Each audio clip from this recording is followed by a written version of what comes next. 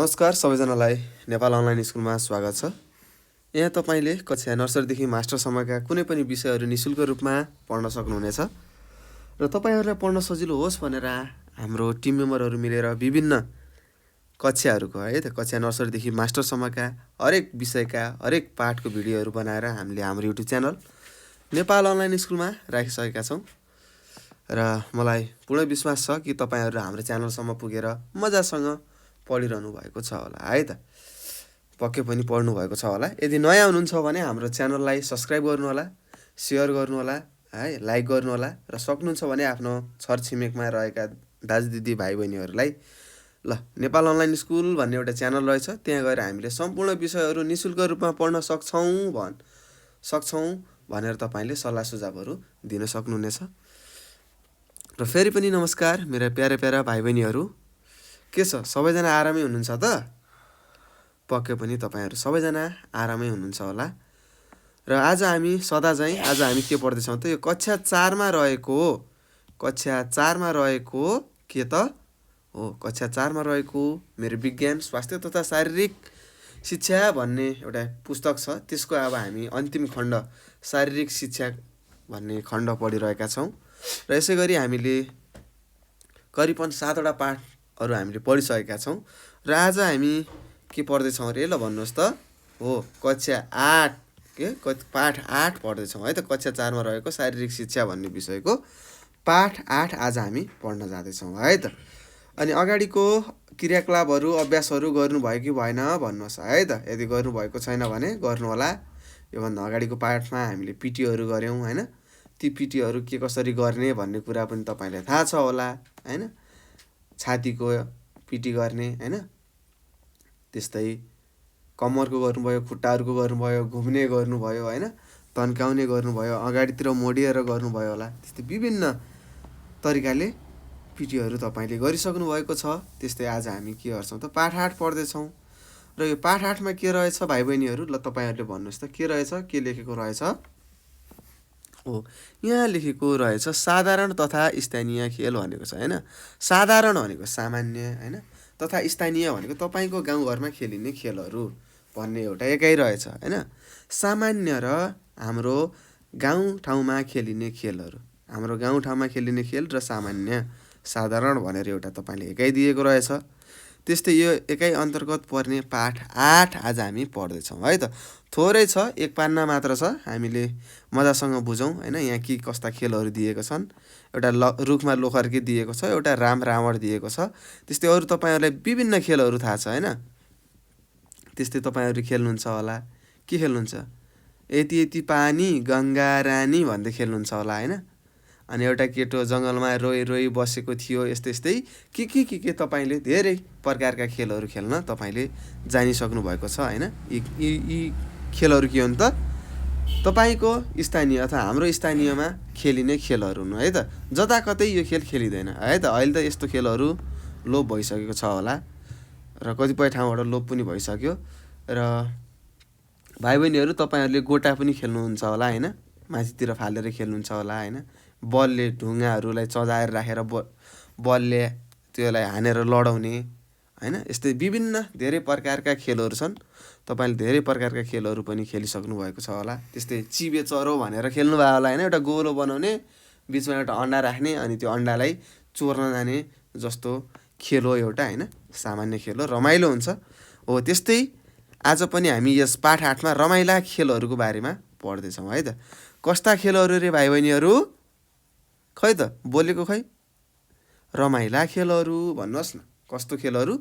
रमाइला खेलहरूको बारेमा हामीले पढ्न जाँदै छौं त। ल अब यो पाठमा पनि तपाईलाई दिएको छ 2 वटा खेलहरू दिएको छ, राम र रावण, त्यस्तै रुखमा लोखर्के भनेर दिएको छ। त्यस्तै अरु विभिन्न खेलहरूको बारेमा मैले तपाईलाई चर्चा गरिसके। तपाईहरुलाई पनि थाहा छ के हो त्यस्ता खेलहरू, कसरी खेल्न सकिन्छ, त्यो तपाईहरुकै नियम अनुसार हुन्छ ठाउँ परिवेश अनुसार फरक नियम हुन्छ, फरक नामहरू पनि हुन्छ त। त्यस्तै मुसो बिरालो भनेर खेल्नु भयो होला बिरालोले आँखामा पट्टी बान्छ, मुसो बाहिर यताउता दुगुरिरहेको हुन्छ अनि छुने के गरे त्यसलाई छुने। त्यस्तै चोर पुलिसहरू खेल्नु भयो होला यी के हो त? हाम्रो स्थानीय तपाईको गाउँठाउँमा खेलिने खेलहरू हुन् त। विश्वव्यापी रूपमा त्यस्तो खेलहरू खेलिँदैन भनेको है त। स्थानीय भनेको केही थोरै सानो सानो भाइ बहिनीहरूले खेल्ने खेललाई स्थानीय भन्छ है त, तपाईँको गाउँकाले मात्र खेल्ने खेललाई। ल अब यहाँ के लेखेको रहेछ पढौँ है त। यहाँ लेखेको रहेछ हामी साधारण खेलहरू समूहमा खेल्छौँ। कस्ता खेलहरू? साधारण भनेको सिम्पल होइन, सजिलो खेलहरू होइन के गर्छौँ त समूहमा खेल्ने रहेछौँ। कुनै खेलमा एकजनाले धेरैलाई लखेटेर खेल्छौँ, कुनै खेलमा धेरैजनालाई लखेटेर खेल्छौँ भनेको छ होइन। त्यस्तै चोर पुलिसमा के हुन्छ भन्नुहोस् त? चोरहरू भाग्छन्, पुलिसले समात्ने हो नि त चोरलाई। धेरै चोर हुन्छन्, एउटा पुलिस हुन्छ, त्यसले अब लखेट्दै होइन धेरैजनाले लखेटेर छुने हुन्छ होइन। त्यस्तै कसैले खेल्नुहुन्छ होला आइस एन्ड वाटर भनेर खेल्नुहुन्छ होला होइन। अब के हुन्छ, रुखचुतहरू भन्नुहुन्छ होइन। ठाउँअनुसार खेलहरू पनि विभिन्न प्रकारका हुन्छन् भनेको है त। त्यस्तै कुनै खेलमा के हुन्छ, एकजनाले धेरैजनाले लखेट्छौँ। कुनै खेलमा के हुन्छ, दुईवटा समूहमा बाँड्छौँ र एउटा समूहले अर्को समूहलाई लखेट्छौँ होइन। हो यसरी हामीले खेल्न सक्ने रहेछौँ है त। त्यस्तै सिक्री लखेटाइ भनेको छ हेर्नु। सिक्री लखेटाइ भनेको के हो? पहिला एउटा मान्छे हुन्छ होइन, धेरै मान्छे हुन्छन्, एउटा मान्छे भयो, एउटा मान्छेलाई त्यहाँ अब पाले बनाइन्छ भनौँ न सामान्य, अथवा एउटा सिक्रीको टुक्रा बनाइन्छ र त्यो मान्छेले अरूलाई छुने हो। जस्तै 10 जना तपाईँहरू खेल्न थाल्नुभयो यो गेम सिक्री लखेटाइ। एउटा के हुन्छ त, एउटा सामान्य एउटा के हुन्छ, पुलिस हुन्छ भनौँ है त। ल पहिला त्यसलाई पुलिस भनौँ। पुलिस हुन्छ, त्यसले त्यो 9 जना चोरहरूलाई समात्नु पर्ने हुन्छ। अब एकैचोटि सबैजना 9 जनालाई त समात्न सक्दैन। के गर्छ त त्यसले? पहिला त एउटालाई समात्छ, त्यो समातिसकेपछि त्यो पनि के हुन्छ, पुलिस बन्छ र तीन दुईटाले हातहरू समात्छन् एक आपसमा, अनि तीन दुईटा मिलेर अरूलाई पनि समात्छन्।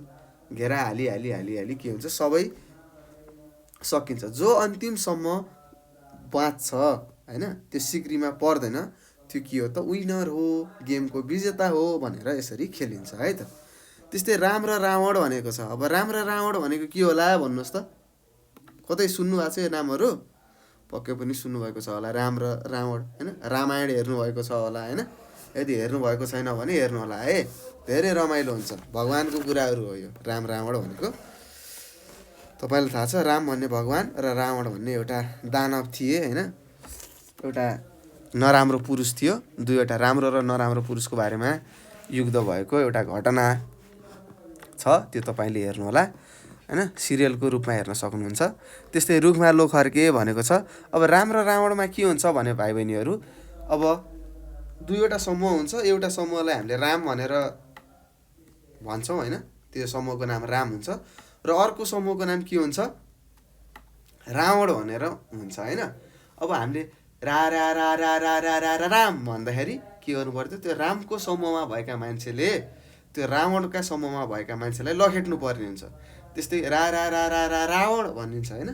रावण भन्दाखेरि के गर्नु पर्यो त, रावणमा भएका समूह अथवा जुन समूहको नाम रावण राखिएको थियो त्यो समूहले अर्को राम राखिएको समूहलाई के गर्नुपर्छ, लखेट्नु पर्ने हुन्छ है त। त्यस्तै रुखमा लोखर्के हुन्छ। एउटा अब यहाँ तल देखाएको छ, अहिले म तपाईँलाई देखाउने छु होइन। रुखमा लोखर्के आदि जस्ता रमाइला साधारण खेलहरू हामीले आफ्नो गाउँघरमा खेल्न सक्छौँ भनेर यहाँ लेखेको छ र तपाईँहरूलाई थाहा छ। अब त्यस्तै गरेर अब हामी क्रियाकलाप 1 मा जाउँ। के रहेछ? राम र रावण रहेछ है त। राम र रावण रहेछ। अब यो खेल कसरी खेल्ने भन्ने कुरा पनि मैले तपाईँलाई सिकाइसकेँ। के रहेछ त भन्नुहोस्, के रहेछ? हो, दुईवटा समूहमा बनाएर राख्ने होइन। एउटा समूहको नाम राम राख्ने, अर्को समूहको नाम रावण राख्ने, र राम भन्दाखेरि के गर्नु पर्यो त, राममा भएका मानिसहरूको समूहले रावणमा भएका मानिसहरूलाई के गर्नु पर्यो, लखट्नु पर्ने रहेछ, छुनु पर्ने रहेछ होइन। त्यस्तै अब एउटा समयसम्म हुन्छ। त्यस्तै रावणमा भएका मानिसहरूले अथवा समूहका मानिसहरूले राममा भएका समूहलाई लखेट्नु पर्ने रहेछ। कतिखेर? रावण भन्दाखेरि है त। यो गेम तपाईँले खेल्नु होला। यो खेल धेरै रमाइलो हुन्छ, धेरै रमाइलो हुन्छ है, खेल्नु होला। त्यस्तै अर्को छ क्रियाकलाप 2 भनेर तपाईँलाई दिएको छ। क्रियाकलाप 2 मा के लेखेको छ भाइ बहिनीहरू भन्नुहोस् त? हो, रुखमा लोखर्के भनेको छ। के भनेको छ? रुखमा लोखर्के भनेर यहाँ दिएको रहेछ। के? रुखमा लोखर्के। अब यो त थाहा पाउनु पर्यो के रहेछ त यो लोखर्के भन्ने गेम हैन। यो खेल कसरी खेल्ने भन्ने कुरा म तपाईलाई सिकाउँछु है त। के हुन्छ भन्दाखेरि यहाँ दुईवटा साथीहरू हुन्छन् हैन। हेर्नुस्, दुईटा साथीहरू यसरी हात र हात समातेर बस्छन् हैन, ट्याक्क लाएर समातेर बस्छन्। अनि त्यसको बीचमा एउटा साथी हुन्छ, जस्तो यो साथी भयो नि, एउटा मान्छे बस्छ है त। त्यो अहिले केमा छ? रुखमा छ भनेर हामीले भन्छौँ है त। त्यो भित्र हुँदाखेरि रुखमा भन्छौँ है त।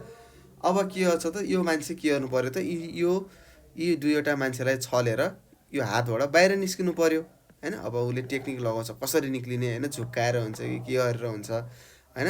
त्यो हात छुटाएर हुन्छ कि ऊ भाग्न खोज्छ। तर यता र यता भएका यो दुईवटा साथीहरूले यो मानिसलाई अथवा यो साथीलाई यो हातबाट छुटाएर जान दिँदैनन् है त। हो यो खेल के हो? रुखमा लोखर्के हो। त्यस्तै अरू धेरै गेमहरू, धेरै खेलहरू तपाईले खेल्नु भएको छ होला हैन। त्यस्तै तपाईको गाउँठाउँमा के खेल खेलिन्छ यस्ता रमाइलो खेलहरू तपाईहरुले खेलेर अथवा कसरी खेलिन्छ अथवा भिडियोहरू बनाएर हामीलाई मेसेज गर्नु होला हैन, भिडियोहरू पठाउनु होला। यस्ता यस्ता गेम पनि रहेछन् हाम्रो भाइहरुको ठाउँमा भनेर हामीले थाहा पाउँछौं हैन। त्यसलाई हामीले युट्युबमा पनि पोस्ट गरिदिने छौं। तपाईहरुले भिडियोहरू बनाएर पठाउनु होला है त। तपाईको गाउँठाउँमा खेलिने खेलहरूको भिडियोहरू बनाएर राम्रोसँग भिडियोहरू बनाएर पठाउन सक्नुहुनेछ।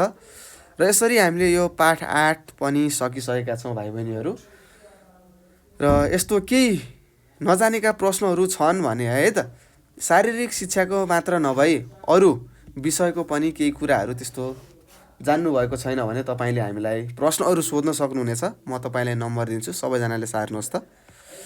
98 4 95 95 8 95। हेर्नुहोस् है, यहाँ मैले नम्बर लेखिदिएँ। यो नम्बर सबैजनाले सार्नुहोस्। यो नम्बरमा तपाईले के गर्न सक्नुहुन्छ त?